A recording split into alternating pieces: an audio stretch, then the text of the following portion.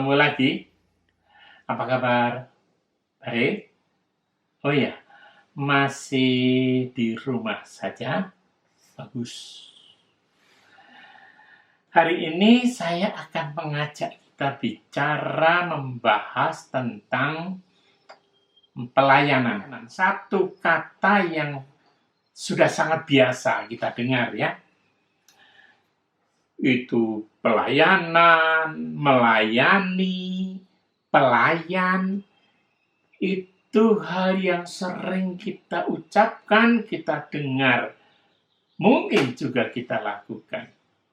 Baik itu di dalam gereja maupun di luar, di masyarakat, atau bahkan kadang-kadang kita dengar ada pelayanan yang ke pelosok-pelosok yang jauh.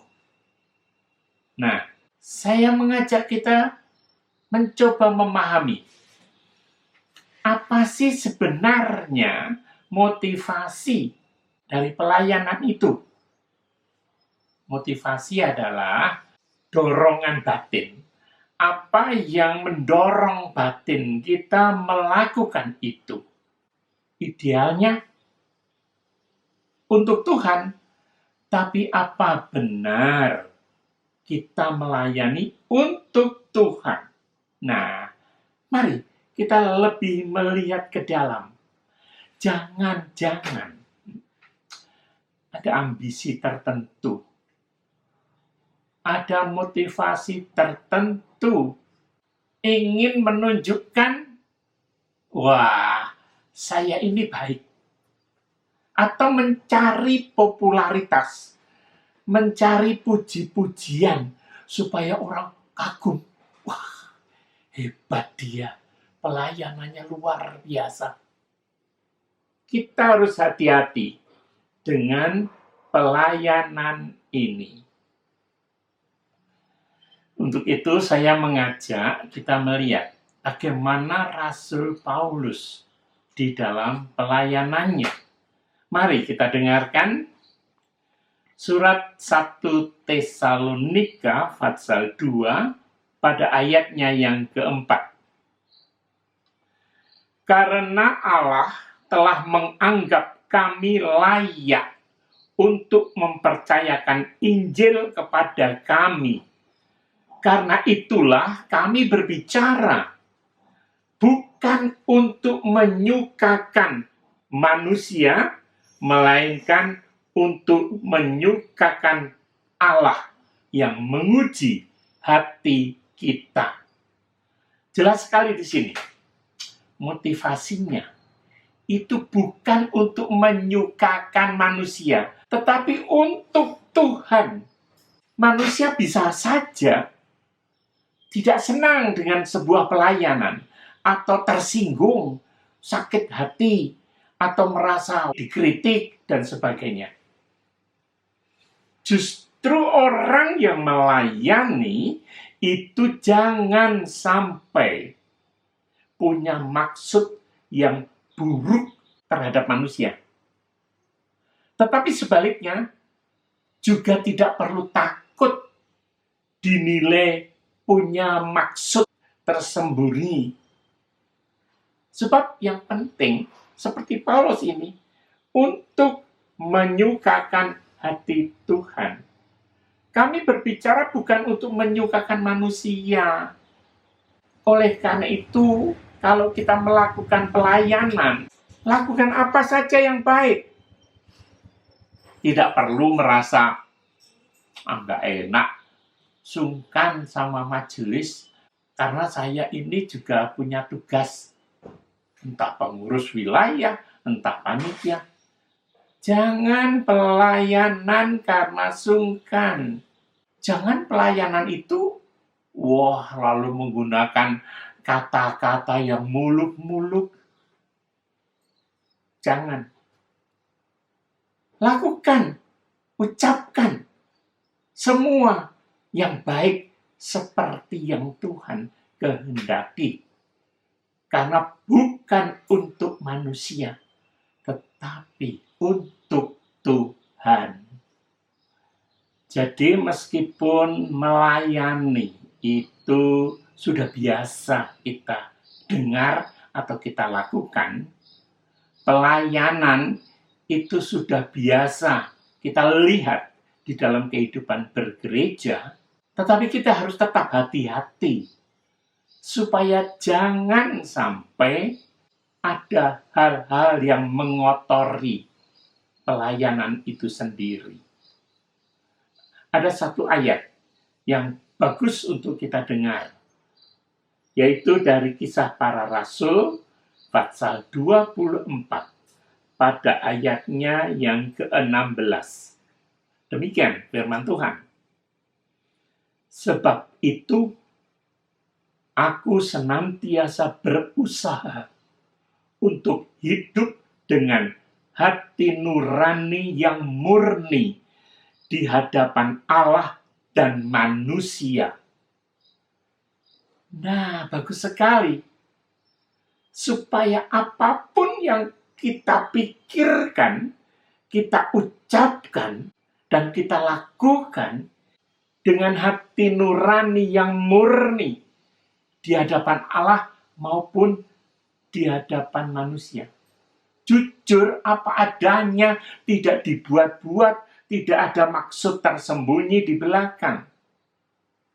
Itu yang penting sekali untuk kita pakai sebagai pedoman di dalam kita berpikir, berkata-kata, dan berperilaku. Nah, sekarang saya mengajak kita bertanya pada diri kita masing-masing. Bagaimana pelayanan kita selama ini? Apakah sudah baik? Saya mengajak untuk kita menguji dengan alat uji ada 7 hal. Yang pertama, kerelaan hati. Itu dasarnya dari 2 Korintus 8 ayat yang keempat. Demikian. Dengan kerelaan sendiri, mereka meminta dan mendesak kepada kami supaya mereka juga beroleh kasih karunia untuk mengambil bagian dalam pelayanan kepada orang-orang kudus. Ini artinya orang-orang Korintus itu dengan dorongan batinnya sendiri ingin ikut melakukan pelayanan bagi orang-orang kudus. Jadi tidak ada motivasi apa-apa. Tidak ada maksud cari imbalan supaya mendapat sesuatu. Tidak. Yang kedua adalah kesetiaan. Melayani dengan setia. Dasarnya dari Galatia 1 ayat yang ke-10 demikian. Jadi bagaimana sekarang? Adakah ku cari kesukaan manusia atau kesukaan Allah? Adakah ku coba berkenan kepada manusia? Sekiranya aku masih mau mencoba berkenan kepada manusia, maka aku bukanlah hamba Kristus. Hamba Kristus. Itu. Jadi hubungan pelayan dan yang dilayani itu adalah hubungan manusia dengan Tuhan. Hamba dengan Sang Tuhan. Kita harus nurut. Sehingga siapapun yang kita layani, seperti dalam firman Tuhan, seperti untuk Tuhan, bukan untuk manusia, meskipun yang kita layani itu manusia. Bahkan manusia yang sangat sederhana. Yang ketiga adalah ketaatan. Dasarnya dari Kisah Para Rasul pasal 5 pada ayat yang ke-29. Tetapi Petrus dan rasul-rasul itu menjawab, katanya, kita harus lebih taat kepada Allah daripada kepada manusia. Ketaatan. taat, patuh kepada Tuhan, bukan kepada manusia. Sehingga apapun yang diperintahkan oleh Tuhan, itu benar. Dan itu yang harus kita lakukan. Kalau mungkin saudara bertanya, apa kita tidak boleh melakukan permintaan atau perintah manusia? Oh, boleh-boleh saja. Asal sesuai dengan kehendak Tuhan. Sedangkan yang keempat, itu adalah tekun. Saya bacakan dasarnya dari Wahyu kepada Yohanes pasal 7 pada ayat 15 bagian A. Karena itu mereka berdiri di hadapan takhta Allah dan melayani Dia siang malam di bait sucinya. Melayani Tuhan siang dan malam. Itu artinya tekun. Selalu. Baik dalam pikirannya, apa yang dia lakukan, apa yang diucapkan, itu memang bentuk pelayanan.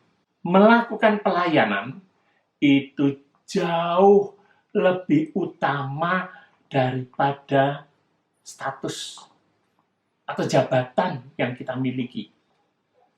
Contohnya saya pendeta. Orang bilang pendeta itu tugasnya melayani. Yang jauh lebih penting adalah bagaimana melayani. Bukan karena jabatannya, statusnya sebagai pendeta. Itu untuk siapa saja pejabat-pejabat gereja. Yang utama, apa yang dia lakukan. Bukan apa jabatannya. Kemudian yang kelima, tulus dan rendah hati. Saya bacakan Roma 12 ayat yang pertama.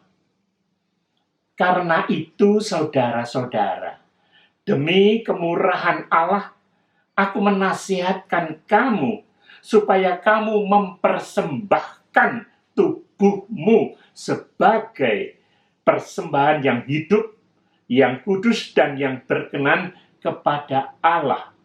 Itu adalah ibadahmu yang sejati. Ya. Pelayanan kita itu kita lakukan sebagai respons atau tanggapan kita, syukur kita kepada Tuhan yang sudah mengaruniakan berkat, bahkan mengaruniakan kesempatan dipakai oleh Tuhan ikut melayani sesama. Itu anugerah yang besar. Yang keenam, melayani dengan sukacita. Ini dasarnya 2 Korintus 8 ayat yang kedua. Selagi dicobai dengan berat dalam berbagai penderitaan, sukacita mereka meluap, dan meskipun mereka sangat miskin, namun mereka kaya dalam kemurahan. Meskipun kita melayani, tidak peduli, itu pelayanan di kolong jembatan, di pinggir sungai, atau di hotel-hotel bintang 5, tidak soal, tidak beda. Dengan sukacita, artinya melayani itu dengan penuh semangat dan bergairah. Tidak ada kelebihannya atau kekurangannya. Sama. Yang terakhir atau yang ketujuh, yaitu pelayanan yang berdedikasi, yang bermakna. Ayatnya saya ambilkan dari Galatia 6 ayat yang ketiga. Sebab kalau seorang menyangka bahwa ia berarti, padahal ia sama sekali tidak berarti, ia menipu dirinya sendiri. Artinya kita ini memang pelayan, tapi sebetulnya tidak ada apa-apanya, tidak ada nilainya di hadapan Tuhan, tetapi kita dipakai menjadi alatnya. Sehingga kita tidak perlu merasa hebat kalau bisa melayani. Kita tidak perlu merasa sudah melakukan sesuatu yang pantas dibanggakan. Tidak.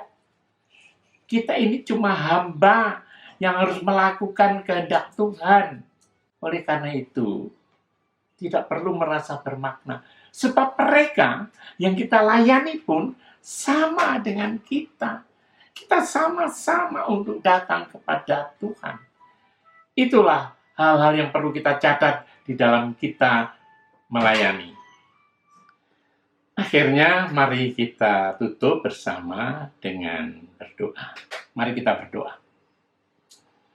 Bapa yang Maha Kasih, kalau kami belajar mengetahui bagaimana sebenarnya melayani di hadapan Tuhan, ternyata kami harus belajar dari Tuhan Yesus yang melayani dengan sepenuh hati.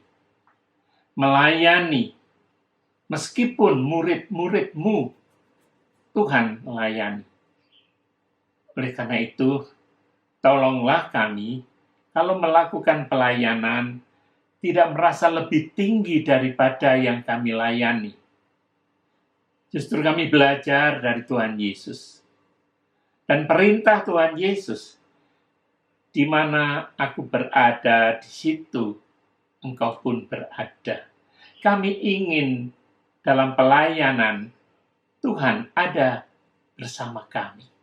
Sehingga dengan sepenuh hati, dengan tidak ada maksud-maksud lain kecuali untuk memuliakan nama Tuhan. Kami tidak kecewa apabila yang kami layani itu tidak menerima dengan baik. Karena pada hakikatnya kami melayani Tuhan. Oleh karena itu bersihkan hati kami, sucikan motivasi kami, supaya hanya berpikir melayani Tuhan. Terima kasih Bapa, tolonglah dalam pelayanan selanjutnya kami bisa lebih baik. Di dalam nama Tuhan Yesus Kristus kami berdoa. Amin.